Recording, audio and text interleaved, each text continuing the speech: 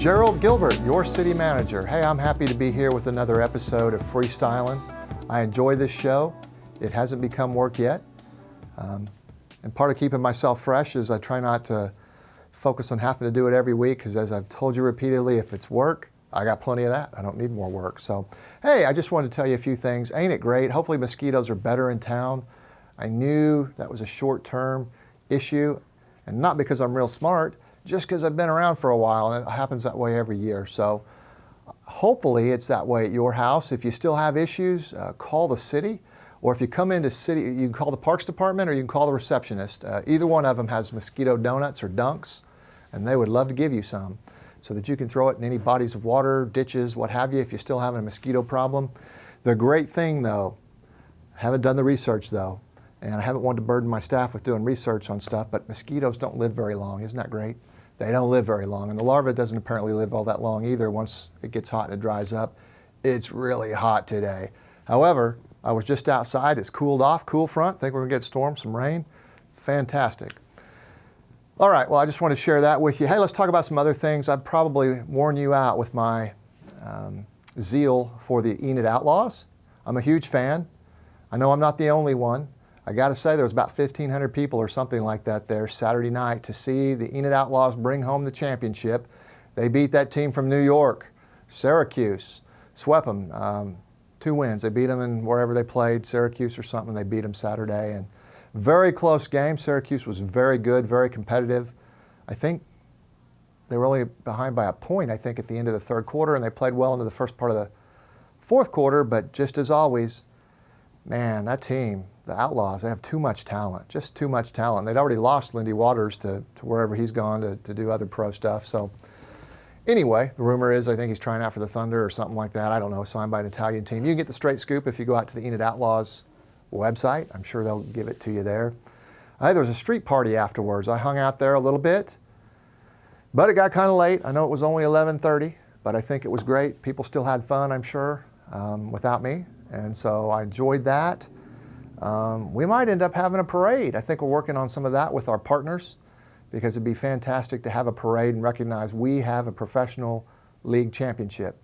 Now, for you historians out there, like James Sears Bryant, thank you, because once upon a time you owned a professional basketball team called the Oklahoma Storm that you had here in town. I believe they were around for about 4 seasons, maybe 5, and they won a championship, I think in the 3rd or 4th season, when Kareem was the coach, Kareem Abdul-Jabbar, an NBA Hall of Famer. And so that was fantastic. I do remember, again, it's not because I have superpowers or I'm smart, it's just because I've been around for a while. So, many of you have been around longer, so you'll remember better than I do. This team, though, won the championship in the very first year. So Jonathan Reed, kudos. Brian Jameson, the general manager. Jonathan Reed, the owner. Wow, you guys collected some talent. Very impressive. So we look forward to honoring you with a parade or something sometime soon. And I guess tonight, I think they're having some event down at the steakhouse, Cherokee Land Cattle and Ranch and Steaks or whatever, downtown. And so if you want to go see the team or party with the team and to revel in their success, then go on down there. I think that starts tonight. Let's see, what else do we have going on? Oh, the unveiling today of the One. We've heard about it for a while. We appreciate the generosity of the Williams family and their companies and all the generous donors that have contributed to that. The City of Enid and our partner organizations, agencies such as Main Street and Visit Enid are on board 1,000% with this event. To include ERDA, it's going to drive economic activity. Mr. Williams spoke in his remarks and said something like 100,000 people may come in the season. It'll be a very tall Christmas tree. I believe it'll be on the around, I don't know how tall it is, really tall, 100+ feet tall. So tall, the city's engineering a receiver that we're going to put in the middle of Park Street. The activity you see down at Park Street now is putting in sidewalks and bollards on the ends of the Park Street at Oklahoma Grand and Independence, so that those streets will be blocked off so we can all celebrate Christmas when the time comes. I believe the target date to have the tree brought into town is going to be around mid-October sometime. So stay tuned to the details. It's going to be fantastic for Enid.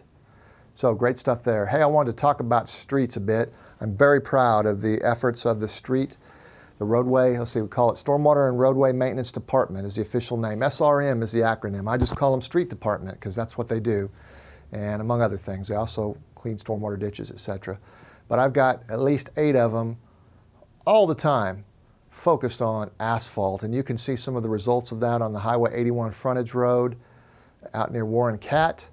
Wow, that one looks great. I took the car out for a spin on that this weekend and it was very, very nice.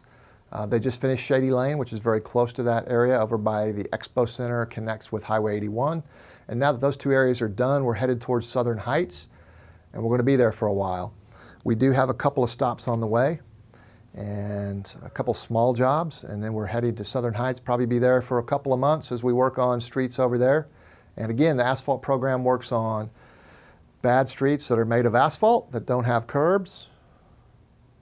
Well, that's really the criteria, because that's what we're equipped to do with our team and our equipment. I'm very proud of them. They're doing a fantastic job every day. I hope you've noticed there's places all over town, or there are a whole lot of places up north around the fairgrounds. They did a lot of stuff. All that stuff in Highway 81 and Shady Lane happened this year, this calendar year, which we're almost complete with July.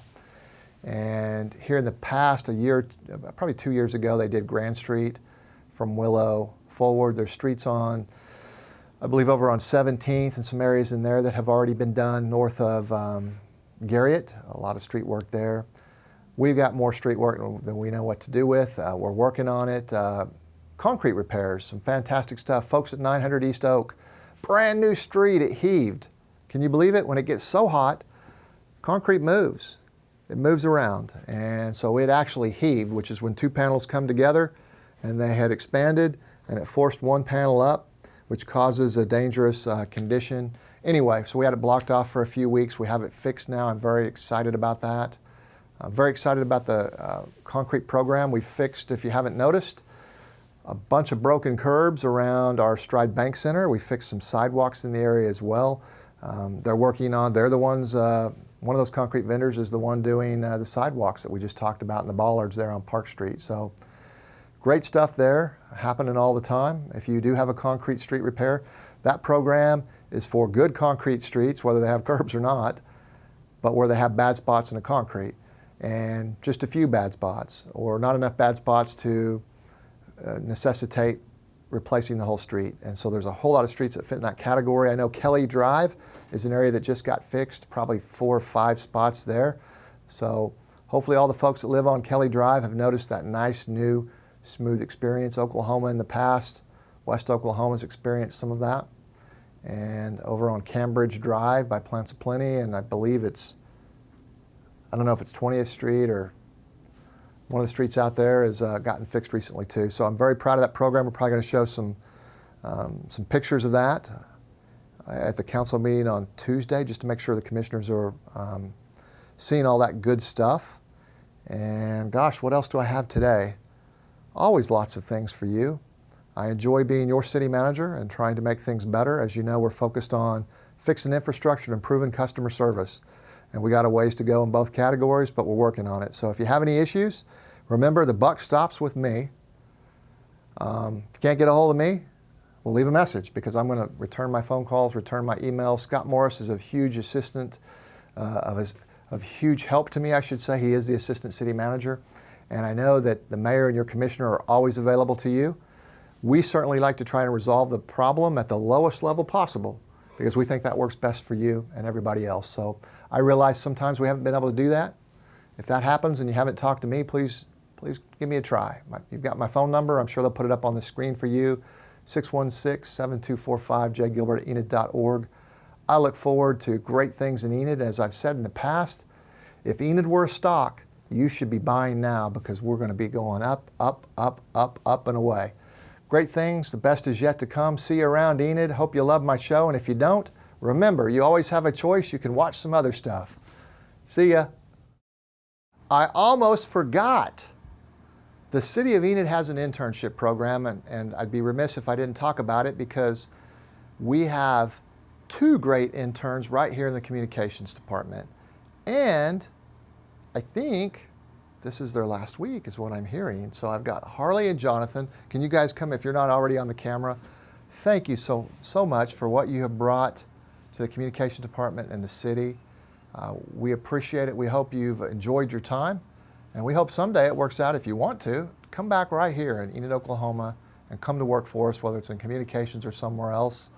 As I've mentioned before, Harley's granddad worked here for a long time, so he can attest to what a great place it is to work. They're both going to go back to school and work on their degrees, but I know that Harley's a senior, and Jonathan, I'm a graduate, actually. You are a graduate, so you are probably in the job market, right? Yeah. Well, we'll see if we can't find you a job. We'll get you hooked up with HR and looking at the job postings. Thank you for all the wonderful things you do. And if you're looking for a job, period, we got them here at the City of Enid. And we've been around for 127 years, so I'm pretty sure regardless of whether I'm here or who's mayor or who's here, it really doesn't matter. The City of Enid is going to be here. So it's a good place to work, great benefits, and the pay's pretty good too. So you want to make a difference? You can't do anything more honorable than work for your city. So come see us if you want to go to work. Thank you, Harley and Jonathan, for the great things you've done for us. And I will see you in TV land, or for real, somewhere. See ya. Bye.